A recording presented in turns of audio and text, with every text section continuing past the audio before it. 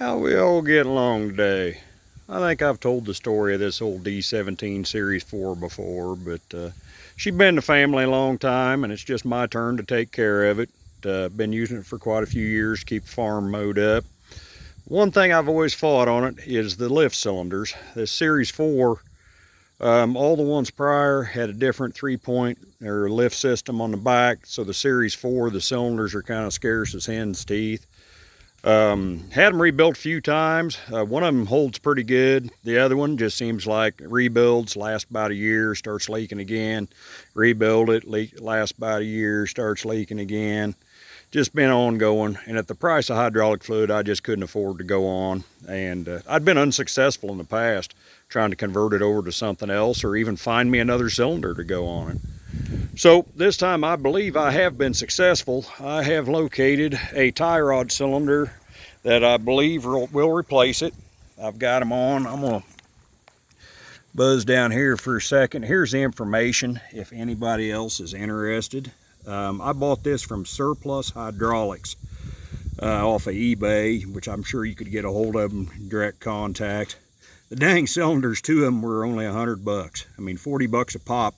You know, it cost me that to rebuild them each time, you know, more than that. The old ones were a single acting cylinder. These new ones are double acting tie rod cylinder. The stroke and everything is what was difficult. The original was a 13.5 overall length, compressed, with a 5-inch stroke and a 3-inch piston. So that made her 18.5 total overall. I had trouble finding anything like that, and I was completely unsuccessful of finding a direct. But I did find this Prince cylinder from Surplus Hydraulics, and the part number's there in that piece of paper. It's 14 1/4 overall, and by loosening up the yoke and tightening it on down a little bit, I was able to bring that down to 14, so it's only a 1/2 inch longer than the original cylinder. Stroke is only 4 inches, so I lost an inch of stroke. I don't think that's going to affect me any for what I use it for. I use it for mowing, use it for blading. I don't run the cherry picker off the back of it or nothing, so I don't move hay bales with it, so I don't think I will really need, you know, extra height. We'll see as time comes. The tie rod, I've got that off, or the adjuster, I've got that off at this time because I'm going to have to do some adjusting there. So for right now, just to get my measurements, I've got a couple pieces of chain in there just to make sure that I'm happy with the length before I go cutting on them factory adjusters. You know, I hate to change anything that doesn't need changed. To get the new cylinders to fit, they fit back in there real nice. On the other end, I was able to use the pin that came with it with a hairpin, just like the original was hooked up.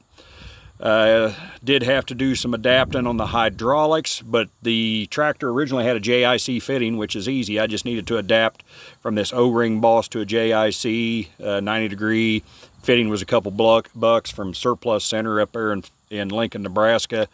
The only modification I had to do, and it's really not even a true modification, was back here on the back end. The pin on the original was a smaller diameter, but I found that lift arm had a bushing in it.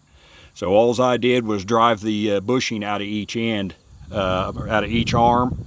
No, you know, permanent modifications made. I save the bushings if I ever do find cylinders and want to go back original. She stands up good, doesn't leak, lifts the mower plumb up off the ground just like what I need it to. And once I identify the lengths here, I'll go ahead and cut them turnbuckles down a couple inches. Looking like that's about what I'm going to need. We'll see. We'll get her figured out. The original cylinder, single acting, had this little vent cover on there, just a flat strap piece of metal that allowed the gases to exhaust out. I ended up making a couple of vents, and you can see it there, that white piece of PVC. I've done a video already on that, how I made those, so if you're interested, you can check it out. But yeah, if you've got a D17 Series 4 and having issues finding things, cylinders, that'll work for you. Hey, another question. Individual asked me about another video about why I run the log chain up there. This mower actually does have a breakaway third length where this pivots out of the way. If you go through a ditch or get bound up, that pivots out of the way and keeps from bending your third length. But a lot of them do not. So I've just changed over all my mowers. I've got 3 or 4 mowers, and all of them I've put big pieces of chain on. That way, as you go through uneven ground, through low water crossings, things like that, that allows that mower to lift up a little higher in the back without getting you in a bind and getting you stuck or breaking your third length. So that's the answer to that. That's why the chain there. You all have a wonderful day and a better tomorrow. Like and subscribe. If you found it interesting, give me a thumbs up. Always makes me smile. Catch y'all later.